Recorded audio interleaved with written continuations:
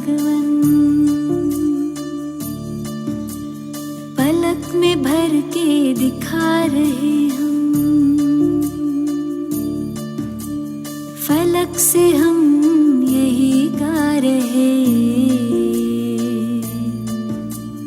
कराने वाला करा रहा है, करनहार हम किए जा रहे।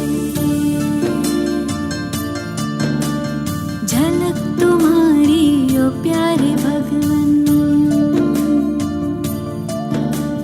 पलक में भर के दिखा रहे हम,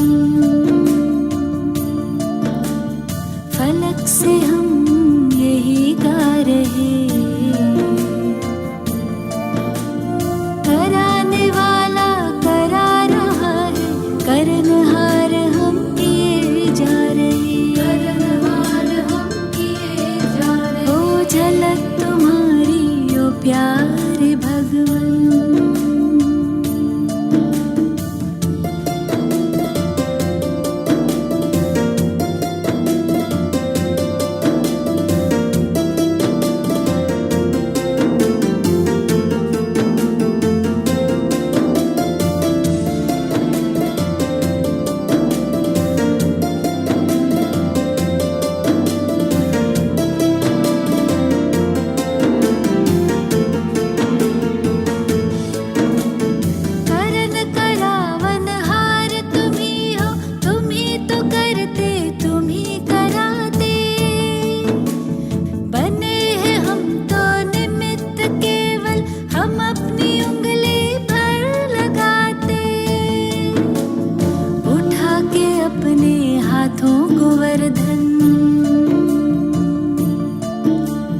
हमारी रक्षा किए जा रहे। कराने वाला करा रहा है, करनहार हम किए जा रहे। करनहार हम किए जा रहे। झलक तुम्हारी ओ प्यारे भगवन।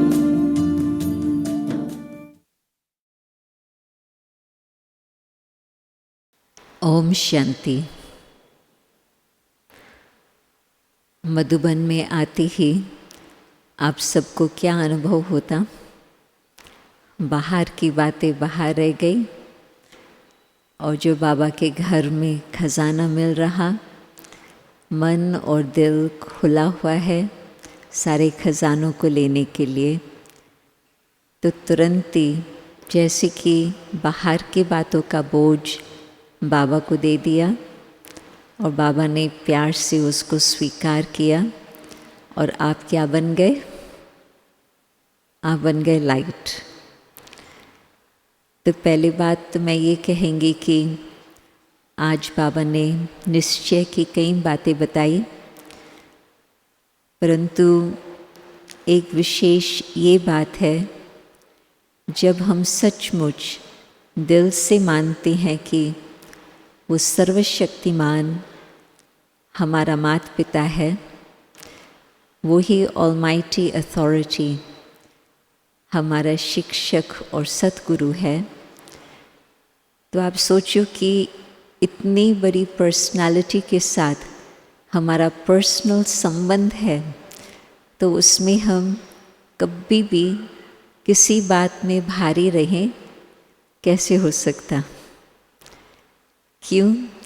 जब लौकिक हिसाब से भी किसी का कोई विशेष व्यक्ति के साथ संबंध होता तो समझते हैं कि कोई भी हालत में वो हमें मदद कर सकेंगे। ऑक्सीजन ना भी मिल रही हो किसी स्थान पर कोविड के दिनों में, तो भी किसी का हाथ कहाँ न कहाँ पहुँचता तो कहते उसके द्वारा तो हमें मिल ही जाएगा ऑक्सीजन। कुछ भी बात हो, कहेंगे कि हाँ वो तो हमें मदद करेगा और वो रास्ता क्लियर कर ही देगा। परंतु जब हम इस निश्चय में बिल्कुल अनुभवी हो जाते हैं, निश्चय का हमें अनुभव चाहिए कि निश्चय रखा और किस तरह से काम हो गया, तो वो जो निश्चय के अनुभवी हैं वो तो सदा यही सोचेंगे कि बाबा साथ है, जो भी बात है उसमें अवश्य कल्याण ही होगा। कोई भी बात में यदि हम सोचते हैं कि ये क्यों हुआ, ये कैसा हुआ, ये ना होना चाहिए था, तो उसमें फिर दिक्कत हमें आती, क्योंकि हमारे ये जो शब्द छोटे छोटे हैं, क्यों, क्या, कैसे इत्यादि, परंतु उनके एक शब्द के पीछे क्यों पूछा तो कितनी लंबी लाइन संकल्पों की खड़ी हो जाती, कैसे हुआ उसकी भी लंबी लाइन। तो ये सब छोटे छोटे शब्द हैं, परंतु हजारों संकल्प चलाने के निमित्त बन जाते। और जितने हमारे संकल्प चलेंगे उतना हम भारी होते जाएंगे। कभी कभी कोई बात बहुत बड़ी लगती, परंतु हम बाबा को याद करते और तीसरे नेत्र से देखते। इन दो नेत्रों से देखो तो बहुत बड़ा पहाड़ लगता, तीसरे नेत्र से देखो, बाबा को साथ रखो, तो फिर वो बात लगता है कि ये कोई बड़ी बात नहीं है, ये तो बिल्कुल मामूली सी बात है। तो संकल्प को चेंज कर दिया तो बड़ी बात भी बहुत छोटी सी लगती। और ये भी आप लोगों को अनुभव होगा, मैं समझती सभी को ये बात का भी अनुभव है कि कोई छोटी भी बात होती, परंतु छोटी भी बात में हमारा चिंतन चलता तो उस चिंतन से बहुत बड़ी बात हो गई।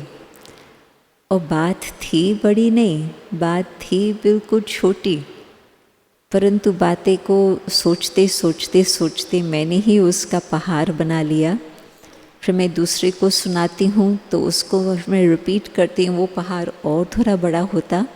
और जितना आप उस बात का वर्णन करो उतना ही बात बढ़ती जाती है, बढ़ती जाती। तो आत्मा को ये अनुभव है, छोटी बात को बड़ा करने से क्या होता, और ये भी अनुभव है कि बड़ी बात को छोटा करने से क्या होता। तो अपनी चॉइस होती है हर बात में। मानव जीवन में हम ये कई बार भूल जाते हैं कि सिर्फ एक रास्ता नहीं है, अनेक रास्ते हैं।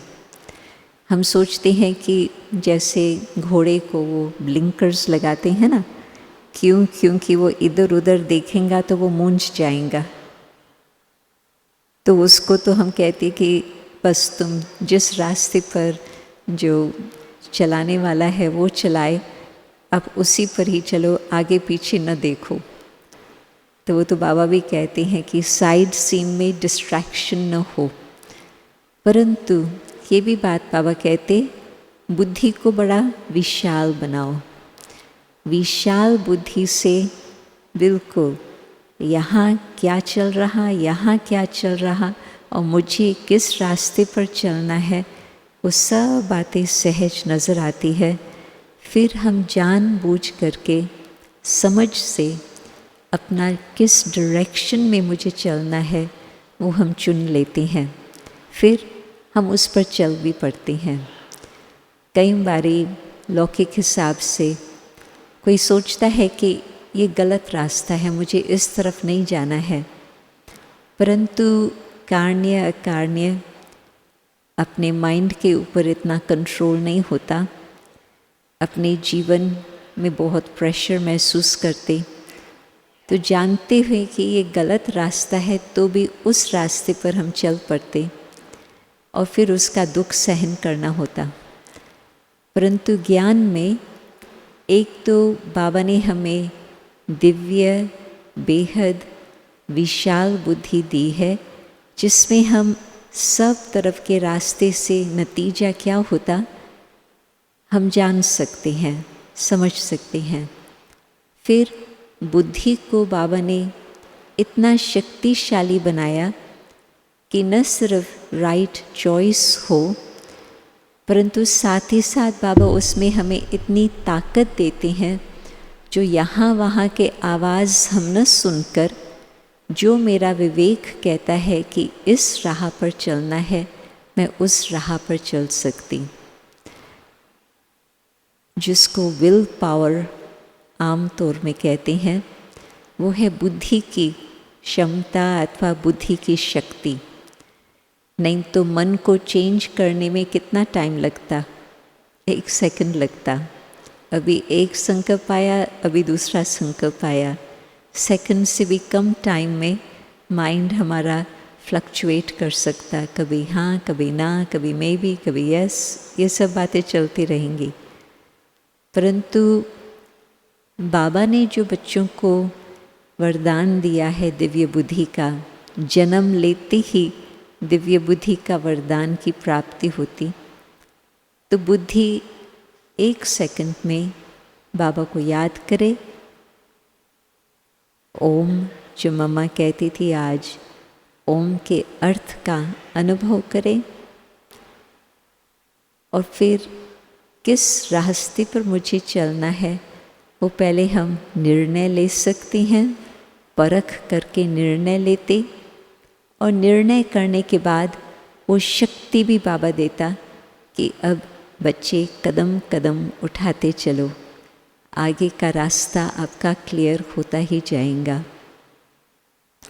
तो यदि इस प्रकार से हम अभ्यास करते हैं कि हमारा संकल्प ठीक रहे, बुद्धि की लाइन बाबा के साथ क्लियर रहे, बाबा में विश्वास रहे, तो फिर कभी भी हम किसी बात में घबराएंगे नहीं।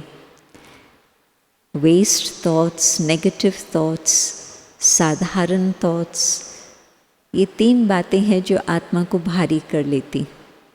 नेगेटिव, आप सोचो कि जब किसके मन में किसके प्रति कुछ क्रिटिसिज्म आती, क्रोध आया, लोभ आया, मोह आया, वो तो सब आत्मा को बहुत भारी कर देते और खींच के ले आते।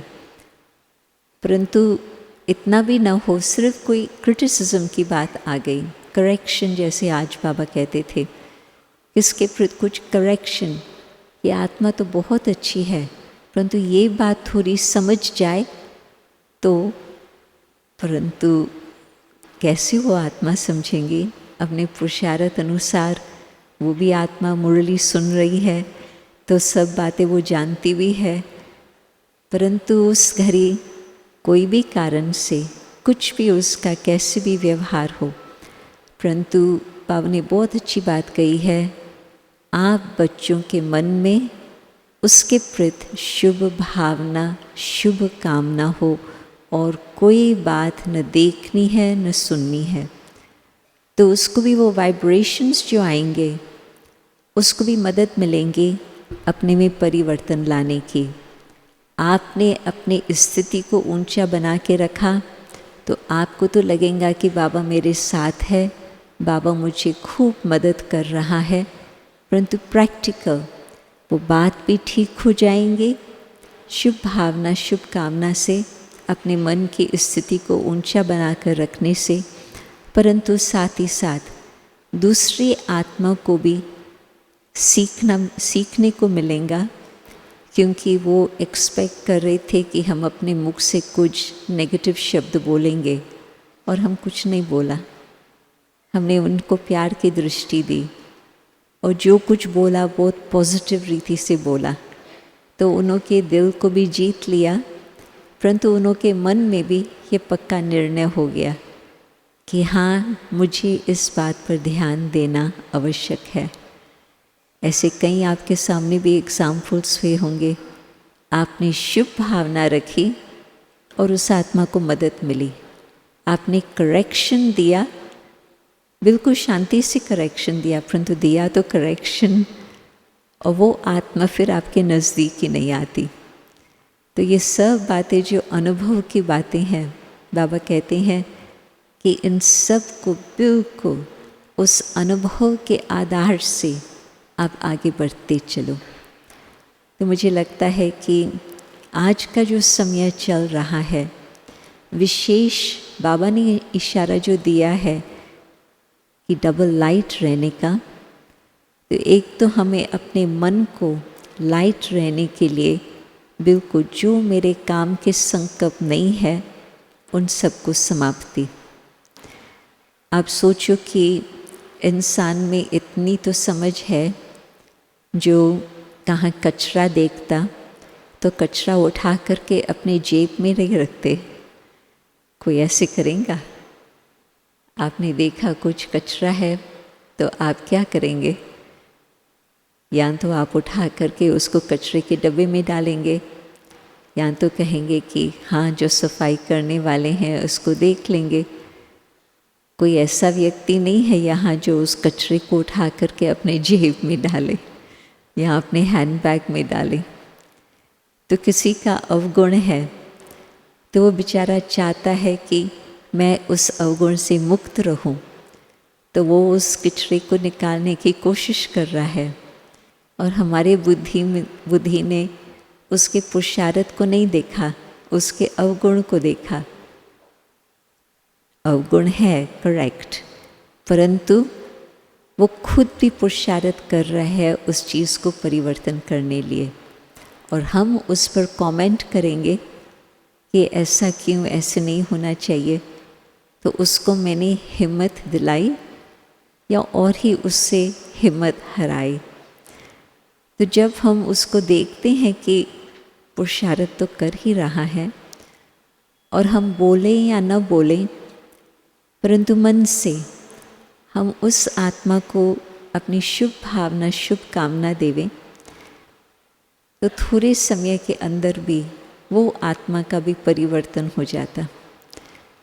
अब वो आपको कुछ वर्षों के बाद बताएंगे ज़रूर कि ऐसी घड़ी थी जिसमें मेरे से कुछ गलत हो भी जाता था, परंतु आपके हाज़िरी में मुझे रियलाइजेशन हुआ कि मुझे क्या करना चाहिए और क्या नहीं करना चाहिए। तो डबल लाइट रहने के लिए जो फालतू चीज़ है जो और लोग फेंकने चाहते हैं, हम ये देखें कि हम उसको उठा करके अपने पास न रखें। पॉजिटिव साइकोलॉजी में कहते हैं कि जो बहुत अच्छे फीलिंग्स है, भावनाएं हैं, मानो किसी के प्रति मुझे बहुत शुभ भावना है, प्यार है, किसी के प्रति मुझे रहम दिल भावना है, कुछ मदद करें, किसी के प्रति मैं देखती हूँ कि उसको शांति की ज़रूरत है, तो मैं अपने मन से शांत रह करके उसको शांति का दान देती हूँ, बाबा की याद में वो किरणें देती हूँ। तो आप सोचो कि वो फीलिंग्स जो होती है बहुत लाइट होती है, उसका गहरा असर नहीं होता, आती है और ज़्यादा समय के लिए नहीं रुकती, चली जाती, क्योंकि वो बहुत सटल है, बहुत सूक्ष्म फीलिंग्स है। और जब क्रोध आता, जैसे कि वो कठोर हथौड़ी कोई लगाता हो तो उसका कितना उसके ऊपर इम्पैक्ट होता। पानी पर कोई चल रहा है, लकीर चल रही है, लकीर आई और गई, पता भी नहीं चला, परंतु कोई हथौड़ी उठा करके ऐसे ऐसे करता हो तो उसका कितना इम्पैक्ट होता। उस समय भी इम्पैक्ट होता, परंतु बाद में भी बहुत समय तक वो इम्पैक्ट चलता। तो जो नेगेटिव फीलिंग्स और इमोशंस है, उसका हैमर की तरह, हथौड़ी की तरह काम चलता। वो आती है, बहुत भारी भी लगती, परंतु साथ ही साथ उनको चेंज करने में टाइम भी लगता। 1 मिनट का दोष आपके सारे अंदर के शरीर को हिला लेता, ब्लड प्रेशर को, हार्ट रेट को, आद सब बातों का 1 मिनट का क्रोध। और यदि 10 मिनट का क्रोध किया, कितना टाइम तक उसका सहन करना पड़ेगा, जब तक शरीर अपने बैलेंस में वापस लौट के आए। और दूसरे के मन में उसका प्रभाव कितना टाइम रहेगा। बाबा ने मुरली में कहा था, एक बारी का आपने जोश किया, दूसरे देखने वालों के मन में 6 मास तक वो आपको अवॉइड करेंगे। वो कहेंगे इसके पास नहीं जाओ, उसके अंदर तो बहुत जोश है, पता नहीं वो आपके ऊपर भी वो जोश न करे। और आपने किसी के लिए कुछ अच्छा किया उस समय उसने माना, ये बहुत अच्छी बात है। फिर दूसरे दिन भूला हुआ है। क्रोध वाला 6 मास तक वो याददाश्त रहती, अच्छा काम करने वाला वो तो जल्दी भूल जाता। क्यों? क्योंकि वो जो पॉजिटिव फीलिंग्स और इमोशंस है अति सूक्ष्म है, भारी नहीं है। तो इसी से ही आप सोचो कि यदि मुझे लाइट बनना है, क्यों डबल लाइट बाबा कहते? क्योंकि आत्मा भी बिल्कुल लाइट स्वरूप है, परंतु इतनी हल्की हो जाए जो जल्दी उड़ सके। और फिर साथ ही साथ लाइट का जो आकार है वो हर एक का कॉस्ट्यूम वतन में बाबा के पास रखा हुआ है। एक बारी दादी गुलजार ने बड़ा सुंदर दृश्य सुनाया था। कहा कि जैसे आप कबर्ड खोलते हो तो आपके अनेक ड्रेसेस वहाँ टांगे हुए होते हैं, तो आपको फिर जो मनपसंद ड्रेस है, जिस प्रकार से कार्य है, उस अनुसार आप चुन करके वो ड्रेस पहन लेंगे। इसी तरह से दादी ने वतन में देखा कि इतना बड़ा स्थान है जहाँ पर हर एक के अनेक कॉस्ट्यूम्स लगे हुए हैं, और आत्मा को चूज़ करना होता है कि मुझे किस कॉस्ट्यूम को धारण करना है। तो मानो जब आत्मा शरीर छोड़ती, दूसरा लेने वाली होती, तो उस समय भी दूसरा कॉस्ट्यूम आत्मा चुन लेती। वो ऐसे नहीं कि मुझे कौन सा कॉस्ट्यूम लेना है, वो तो कर्म फिलॉसफी अनुसार उसी तरफ ही भागती आत्मा और वो ही मिलता। परंतु ज्ञान मार्ग में बाबा ने बताया कि हर एक का आकारी स्वरूप, फरिश्तानी रूप, लाइट का आकार का कॉस्ट्यूम वहाँ रखा हुआ है। तो आप बाबा को याद करो, शिव बाबा के पास चले जाओ, फिर शिव बाबा के पास फिर थोड़ा नीचे वतन में आओ और आप अपना चूज़ करो कि कौन सा चमकीला ड्रेस मेरा है जो मुझे आज दिन भर पहन के रखना है। तो डबल लाइट, वो आकार भी लाइट का और आत्मा की स्थिति भी बिल्कुल चमकता हुआ तारा, बहुत सुंदर लाइट का रूप। तो जब हम अपना आकारी रूप धारण करके नीचे आते हैं साकार दुनिया में, तो लोग हमको दूसरी दृष्टि से देखते हैं। क्यों? क्योंकि हमारे भ्रुकुटी से वो रोशनी देखते, नैनों में वो देखती हैं कि कुछ और चमक है, होठों से जो बात हम सुनाते हैं वो बहुत मीठी बातें, गहरी बातें सुना रहे हैं। तो हर प्रकार से आंतरिक आत्मा का परिवर्तन हमें ऐसे अपना कॉस्ट्यूम दिलाता, जिस कॉस्ट्यूम द्वारा अनेक और आत्माओं की सेवा हो जाती।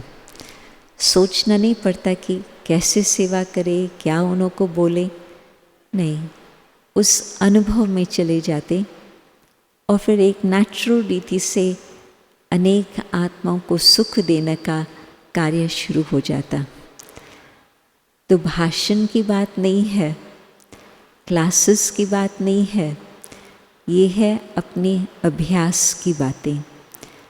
जितना आप आंतरिक मन में इन बातों पर विचार करके एक्सपेरिमेंट करेंगे, तो उस एक्सपेरिमेंट के आधार से आपको लगेगा कि हाँ, बाबा ने जो बात बताई है बिल्कुल एक्यूरेट ही बताई है, बाबा और कुछ क्यों बोलेंगे। बाबा काम की ही बातें बोलते, बाबा ऊंच उठाने की ही बातें बताते, कल्याण की भावना रख कर के बाबा बताते।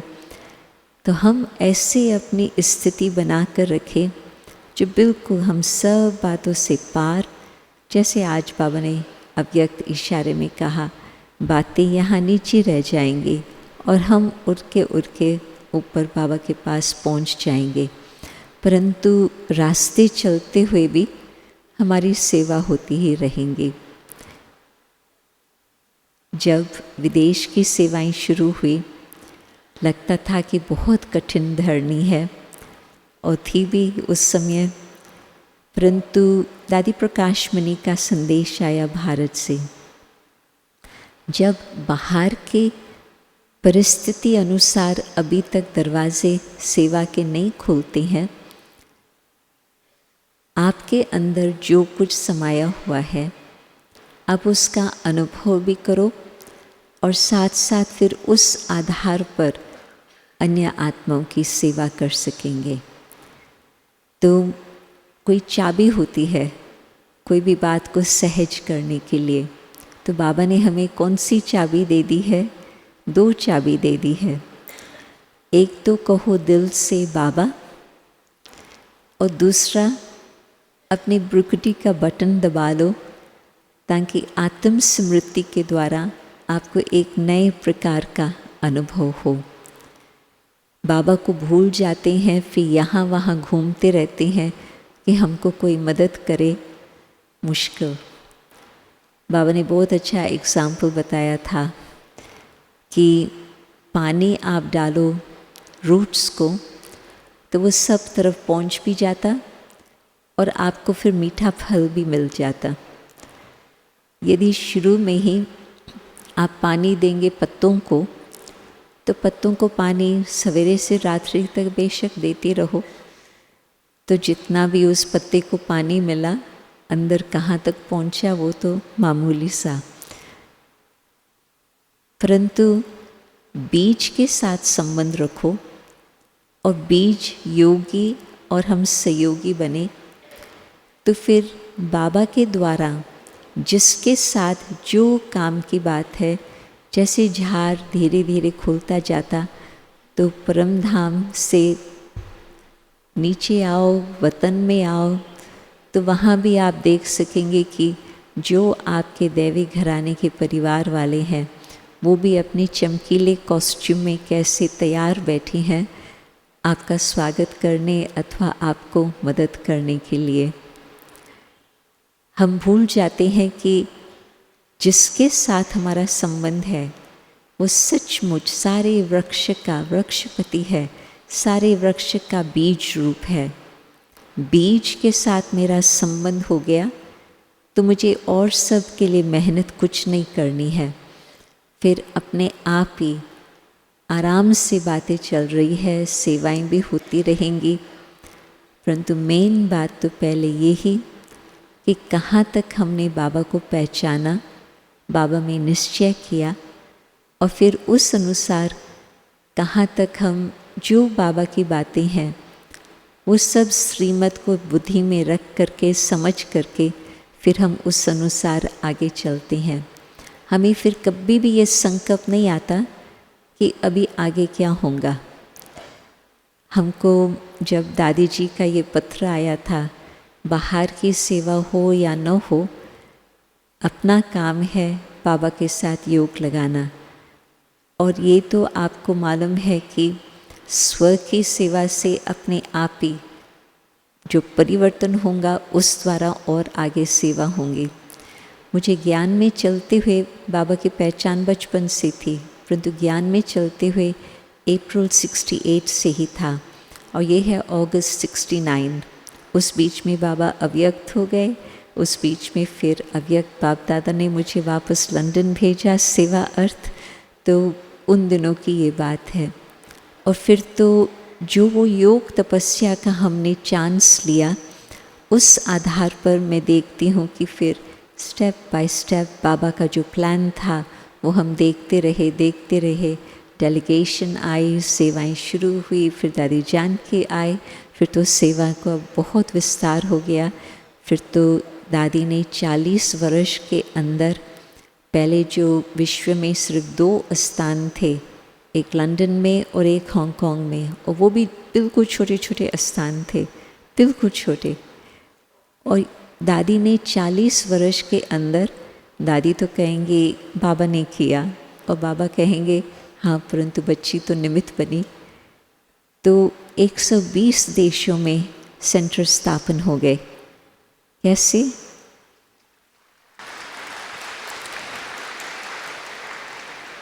बाबा की कमाल, बाबा में निश्चय और दादी का हर बात में लाइट रहना। तो प्रैक्टिकल एग्जाम्पल ये है कि जब डबल लाइट रहती हैं सेवाएं ऑटोमेटिकली होती। क्यों? क्योंकि लोग शब्दों को याद नहीं करते हैं, परंतु आपके हाज़िरी में जो उनके अंदर फीलिंग्स आती है, भावनाएं उत्पन्न होती, वो याद रहती। एक सप्ताह के बाद आपने कुछ भाषण सुना, उस समय तो कुछ पॉइंट्स याद रहे। एक सप्ताह के बाद पॉइंट्स तो भूल जाएंगे, परंतु वो फीलिंग आपके साथ रहेंगी कि हाँ, उस समय मेरी फीलिंग बहुत एनर्जी की थी। हाँ, उस समय हमारी फीलिंग बाबा की समीपता की थी। वो फीलिंग याद रहेंगी। ये रियलिटी है। साइंस के हिसाब से वो कहती हैं कि शब्दों का इम्पैक्ट शायद 25% 30% तक होता, बाकी 70% होता है हाज़िरी का, प्रेजेंस का।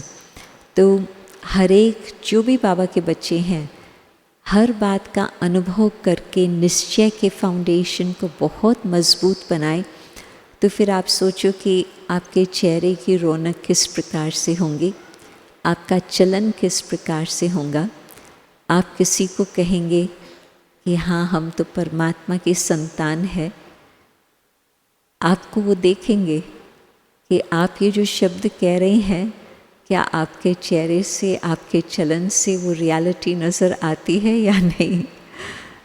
एक तरफ आप कह रहे हैं कि हम बाबा के बच्चे हैं, परमात्मा की संतान है, दूसरी तरफ आपके चेहरे से कुछ लगता है कि कुछ गुंजाइश है, कुछ चिंता है, तो वो आपके चेहरे में देखते रहेंगे कि ये बोल क्या रहे हैं और फिर मुझे नज़र क्या रहा है। तो बिल्कुल जो हमारे वाइब्रेशंस है, जो हमारे चेहरे और चलन है, जब डबल लाइट है तो ऑटोमेटिकली उसकी सेवा अवश्य ही होती। तो दादी का तो प्रैक्टिकल एग्जाम्पल मैंने आप लोगों को बताया, परंतु ये भी मैं आपको बताने चाहूँगी कि न सिर्फ दादियाँ, परंतु जो भी एक एक व्यक्ति है, उस एक व्यक्ति से कितने लोगों का कनेक्शन रहता है। अपने परिवार का, कामकाज वालों का, अपने पड़ोसी का बहुत बड़ा सर्कल होता। कम से कम एक व्यक्ति का 100 व्यक्ति के साथ कनेक्शन होता। चाहे आपका दूध वाला हो, चाहे आपका सब्ज़ी वाला हो, वो भी आपके हर रोज़ चेहरे को देखता और सदा आपके चेहरे को हर्षित देखे, लाइट देखे, आपके आँखों से उन्हों को वो रोशनी नज़र आए, तो वो भी आगे पीछे आपको कहेगा कि आपको क्या मिला है, और वो खुद ही फिर सेंटर पर आने लगेंगे या आपसे ही ज्ञान सुनने लगेंगे। तो बाबा यही अभी चाहता है कि हम सबके सामने ज्ञान सागर ने एक एक बात बहुत अच्छी तरह से स्पष्ट करके बताई है। तो जो संडे की मुरली थी, अनुभव का आधार, फाउंडेशन है हमारा अनुभव। आप सब यहाँ पहुँचे हो क्योंकि आपने कुछ जीवन में बाबा के ज्ञान की सत्यता का अनुभव किया है। नहीं तो कर्नाटक कितना दूर, कितना समय लगता है, चाहे आप ट्रेन में आओ, चाहे आप प्लेन में आओ, कैसे भी आओ, परंतु लंबी जर्नी है वहाँ से यहाँ तक आने की। परंतु आप सब खुशी खुशी से आए। किससे आज सवेरे में मिल रही थी, वो लोग पहुँचे रात्रि को और फिर सवेरे 4 बजे अमृत वेले में हाज़िर थे। तो कहा हम है ही यहाँ थोड़े दिनों के लिए, तो हम एक दिन भी मिस नहीं करने चाहते थे। तो हम रात्रि को ही निकल आए प्लेन से कि हम कहाँ, फिर सोचा था पहले कि कहाँ हम रुक जाएंगे, फिर सवेरे आएंगे, परंतु वो हमने हिसाब किया कि हमारा एक दिन का अमृत वेला मिस होता है, हमको मिस नहीं करना है।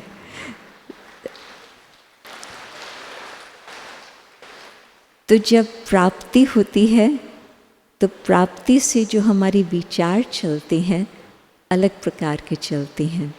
जब तीसरा नेत्र ज्ञान का खुला है तो जिस तरह से हम हर बात को देखते हैं अलग प्रकार से हमारे विचार चलते, तो आपके विचार बदल गए तो आपकी वृत्ति बदल गई, आपकी दृष्टि बदल गई, आपकी कृति बदल गई, जो संस्कृति बनाते हैं वो बदल गई, और फिर तो संसार भी अवश्य ही बदल जाता। पहले तो हमारा संसार बदल जाता, फिर तो सारे विश्व में भी परिवर्तन आ जाता। तो अब जो समय चल रहा है, मुझे ये भी लगता है कि अभी सेवा करना अति ईजी है। पहले जो सेवा करने में मेहनत लगती थी, लोग समझे, भक्ति को छोड़ने के लिए तैयार हो जाए, फिर कुछ अपने आप मेहनत करे, अभी वो समय छूट गया। क्यों?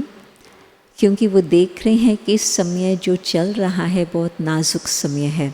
कई प्रकार से कुछ भी बात को देखो तो हर बात में एक अंग्रेजी शब्द आता है ब्रेक डाउन। सब कुछ जैसे ढांचा जो बना हुआ है वो टूट रहा है, सिविलाइजेशन का ही ढांचा टूट रहा है।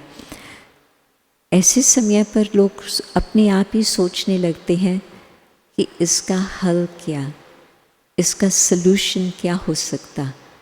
तो जब आप लोगों को वो देखें और इन्हों को ये पता चले कि संसार तो वही है जिसमें हम भी रहते हैं, जिसमें ये भी रहते हैं, परंतु ये इतना लाइट कैसे रहते हैं, जब उन्हों को ये पता चले कि आपके पास क्या खजाना है, तो अपने आप ही आकर्षित होकर के पहुंच ही जाएंगे और बाबा के घर तक भी आ जाएंगे।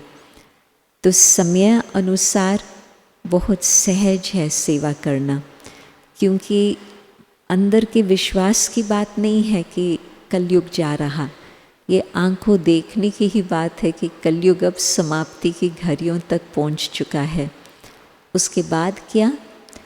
बाबा कहते हैं कि आपको देख करके उनको भविष्य का साक्षात्कार हो।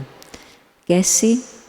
आपकी दिव्यता देख करके, आपके जीवन का परिवर्तन देख करके उन आत्माओं में उम्मीद आती कि हाँ, हम भी ऐसे कर सकते हैं। हम जब क्लाइमेट चेंज कॉन्फ्रेंस में जाते हैं, 2009 से ब्रह्मा कुमारीज उसमें भाग लेती ही आ रही है, हर वर्ष हम उसमें हाज़िर होते हैं, और अभी दुबई में भी वही कार्य है जिसके लिए जाना हो रहा है। तो उसमें लोग हमसे पूछते हैं कि स्पिरिचुअलिटी का क्लाइमेट चेंज के साथ क्या कनेक्शन है, आप लोग स्पिरिचुअल लोग यहाँ क्यों आए हुए हैं? तो हम उनको बताते हैं कि स्पिरिचुअलिटी न सिर्फ प्रॉब्लम देखती, स्पिरिचुअलिटी बताती है कि प्रॉब्लम का बीज क्या है, और क्लाइमेट चेंज का बीज हम देखते हैं है कॉन्शियसनेस। क्यों? क्योंकि जब मटीरियलिज्म आ जाता है, भौतिकवाद आ जाता है, टोटल ध्यान है बाहर की बातों में, तो बाहर की बातों को अभी ठीक कौन करेगा? क्लाइमेट का असर अभी हम किस आधार पर उसको ठीक करके फिर से उसका बैलेंस रखें, समझ में ही नहीं आता है लोगों को। कोई कुछ कहता, कोई कुछ कहता, परंतु सिचुएशन और ही बिगड़ती जाती। तो कुछ लोग हैं जो हमसे पूछते हैं कि आपका क्या जवाब है इसके प्रति। तो जब हम कहते हैं कि आप जब अपने कॉन्शियसनेस को चेंज करेंगे, तो आपकी जो भौतिकवाद की इच्छाएं हैं वो समाप्त हो जाएंगी। आपको जो आंतरिक खुशी मिलेंगी, उस खुशी में आप संतुष्ट होंगे। आपको जीवन बहुत सिंपल आप रख सकेंगे, क्योंकि आपके मन में इच्छाएं ही नहीं होंगी, ये भी चाहिए, वो भी चाहिए, वो भी चाहिए, वो भी चाहिए, बिल्कुल नहीं। उस संतुष्टता और प्रसन्नता के आधार पर जो आपके जीवन में परिवर्तन आएगा, सिंपल लाइफ करने के लिए आप तैयार होंगे, उस आधार पर फिर से प्रकृति में बैलेंस का कंट्रीब्यूशन होगा। तो पहले जो लगता था ये तो बाहर की बड़ी बात है क्लाइमेट की, फिर जब समझने की कोशिश करते हैं तो फिर कहते हैं कि हाँ, अभी हमको भविष्य के लिए कुछ उम्मीद आती। बाबा कई बार हम लोगों को कहते हैं कि आप बच्चे हो भविष्य के उम्मीदों के तारे, और न सिर्फ उम्मीदों के तारे, बाबा तो उससे आगे कहते हैं आप सफलता के तारे हो। परंतु लोगों को उम्मीद कौन दे सकता? जब तक वो भगवान तक पहुँचे तब तक तो आपको देखेंगे, तो आपको देख कर के उनको भविष्य के लिए कुछ उम्मीद नज़र आती है। जहाँ बाकी अंधियारा अंधियारा ही छाया हुआ है, उसमें कहाँ थोड़ी सी भी उम्मीद मिलती है तो उस तरफ इंसान जाता है। आप बहुत अंधियारे के स्थान पर हो और लाइट कहाँ, एक छोटी सी भी लाइट यहाँ चल रही है, आप कहेंगे शुक्र है कि वहाँ कुछ तो रोशनी है, और आपके पाँव उस तरफ चलने लगते।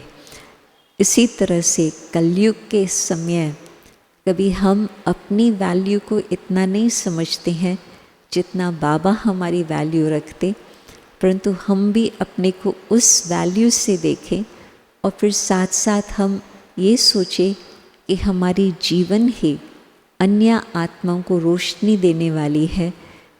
तो वो आप सोचो कि अपने आप ही डबल लाइट होने से आपके द्वारा बाबा सेवा कराते रहेंगे, आपकी तरफ भागते भागते आएंगे कि हमें कुछ भविष्य की उम्मीद यहाँ से मिलती है।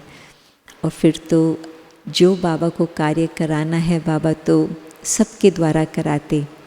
जो पहाड़ उठता है, गोवर्धन का पहाड़, अष्ट रत्नों से केवल नहीं उठता, 108 के दाने से नहीं उठता, परंतु सभी के छोटी सी उंगली देने से वो पहाड़ उठ सकता।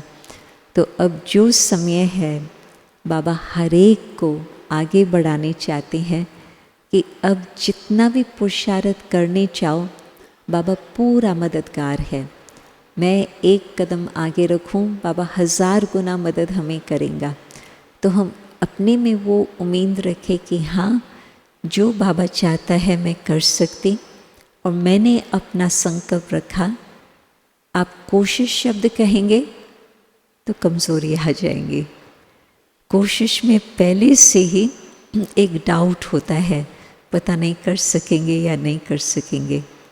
निश्चय का फाउंडेशन, अनुभव का फाउंडेशन आपका मजबूत है तो आप कहेंगे हाँ बाबा हमें डबल लाइट बनाने चाहते हैं, हम अवश्य ही बनेंगे। और फिर जो हमें गोवर्धन पर्वत को उठाने में अपने जीवन के आधार पर छोटी सी उंगली दे सकते, हम अवश्य ही देंगे। और आप देखेंगे जादू का खेल हो जाता। विश्व का परिवर्तन एक तरफ कहेंगे बहुत बड़ा कार्य है, दूसरी तरफ कहेंगे निश्चित है। ड्रामा में बिल्कुल ये कार्य निश्चित हुआ ही पड़ा है, हमें उसका बिल्कुल फिक्र करने की ज़रूरत ही नहीं है। भगवान कर रहा, करा रहा। एक बात आजकल मैंने नोट की है कि कई बाहर के कारोबार में आजकल वैल्यूज़ की बहुत वो महत्व रखते हैं, और अनेक वैल्यूज़, शांति चाहिए, न्याय चाहिए, ये तो आम तौर से हम सुनते रहते हैं। ये आवाज़ ज़्यादा ही ज़्यादा संसार में उठ रहा है, परंतु आजकल रहम भावना के ऊपर भी बहुत लोगों का ध्यान जा रहा।